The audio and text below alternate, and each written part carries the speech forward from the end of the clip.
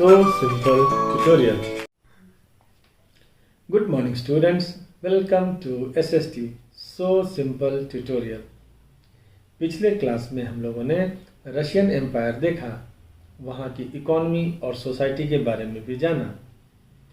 आज हम लोग क्या पढ़ेंगे?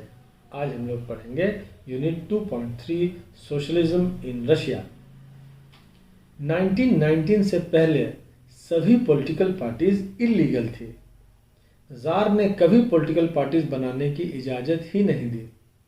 पर आप पाएंगे कि 1898 में कार्ल मार्क्स के आइडियाज़ को मानने वालों ने एक पार्टी बनाई। उसका नाम Russian social democratic workers party रखा। चूँकि पॉलिटिकल पार्टीज इल्लीगल हुआ करती थी, इसलिए यह अपना काम लुक छिप कर करती थी। पार्टीज क्या काम करती थी? पार्टी वर्कर्स को संगठित करती थी और स्ट्राइक वगैरह करना हो तो हड़ताल जैसे कार्यक्रम भी ऑर्गेनाइज करती थी। ये पार्टी अपना एक न्यूज़पेपर भी निकालती थी। कुछ रशियन सोशलिस्ट्स को लगता था कि रशियन पीजेंट्स समय समय पर जमीन बांटते हैं। उससे पता चलता है कि way by nature he socialist लोग हैं। इसीलिए उनको लगता था कि रशिया में वर्कर्स नहीं बल्कि किसान ही रिवॉल्यूशन के मुख्य शक्ति बनेंगे। वे रिवॉल्यूशन का नेतृत्व करेंगे और रूस बाकी देशों के मुकाबले ज़्यादा जल्दी सोशलिस्ट बन जाएगा। 19वीं सेंचुरी के आखिर में रूस के ग्रामीण इलाकों में सोशलिस्ट काफ़ी सक्रिय थे। 1900 में इन लोगों ने सोशलिस्ट रिवॉल्यूशनरी पार्टी का गठन किया। इस पार्टी ने किसानों के राइट्स के लिए स्ट्रगल किया और ये मांग की कि नोबल्स की ज़मीन उनको दे दी जाए। पर सोशलिस्ट डेमोक्रेटिक पार्टी वाले इस बात से सहमत नहीं थे। लेनिन का मानना था कि किसानों में एकजुटता नहीं है, वे बटे हुए हैं। कुछ किसान गरीब थे और कुछ अमीर, कुछ मजदूरी करते थे तो कुछ पूंजीपति थे जो नौकरों से खेती करवाते थे। इन सभी डिविजन्स के चलते वे सभी सोशलिस्ट मूवमेंट का हिस्सा नहीं हो सकते थे। इसीलिए इस पार्टी में बंटवारा हो गया।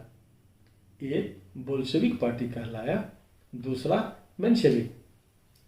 बोल्शेविक का अर्थ ही मेजॉरिटी होता है और मेंशेविक का माइनॉरिटी। इस टूट में लेनिन के साथियों की मेजॉरिटी थी, इसीलिए वो बोल्शेविक कहलाए। लेनिन बोल्शेविक का नेता था और उसका मानना था कि पार्टी डिसिप्लिन्ड होनी चाहिए और अपने मेंबर्स की संख्या और क्वालिटी पर कंट्रोल होना चाहिए। कहने का मतलब यह है कि वे ऐसी पार्टी चाहते थे जो अनुशासन में बंध कर रिवॉल्यूशन के लिए काम करे। मेंशेविक का मानना था कि पार्टी सबके लिए ओपन होनी चाहिए और वे लोग सोशलिज्म की स्थापना पार्लियामेंट्री सिस्टम के थ्रू करना चाहते थे। तो बच्चों, आज इतना ही। आज का लेसन यहीं समाप्त करते हैं। पर खत्म होने से पहले थोड़ा रशिया के कैलेंडर के बारे में जान लेते हैं। इसका डिस्क्रिप्शन पेज 38 बॉक्स नंबर 2 में है। आप पेज 38 निकाल लीजिए। आपने सुना होगा कि रशियन लोग अक्टूबर रिवॉल्यूशन नवंबर में मनाते हैं। ऐसा क्यों? हम लोग जो कैलेंडर यूज़ करते हैं ना, उसे ग्रेगोरियन कैलेंडर कहते हैं। दरअसल इस कैलेंडर को हर जगह इस्तेमाल किया जाता है। रशिया में जो कैलेंडर यूज़ होता था वह जूलियन कैलेंडर कहलाता था। ग्रेगोरियन कैलेंडर जूलियन कैलेंडर से 13 दिन आगे चलता है, 13 डेज। इसीलिए ग्रेगोरियन कैलेंडर के अनुसार फरवरी रिवॉल्यूशन 12 मार्च को हुई और अक्टूबर रिवॉल्यूशन 7 नवंबर को हुई।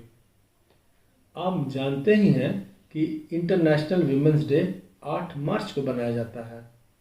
पर आपके बुक के पेज नंबर 35 में यह कहा गया है कि 23 फरवरी को इंटरनेशनल वीमेंस डे क्यों मनाया जाता है।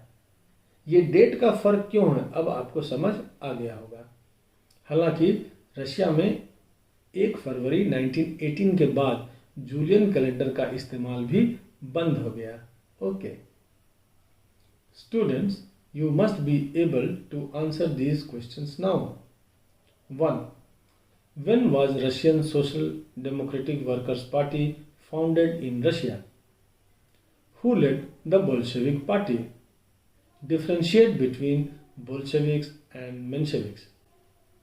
अगले क्लास में हम लोग द रिवॉल्यूशन ऑफ 1905 पढ़ेंगे। तो अब मिलते हैं नेक्स्ट वीडियो में। तब तक keep reading and have a nice time. Thank you.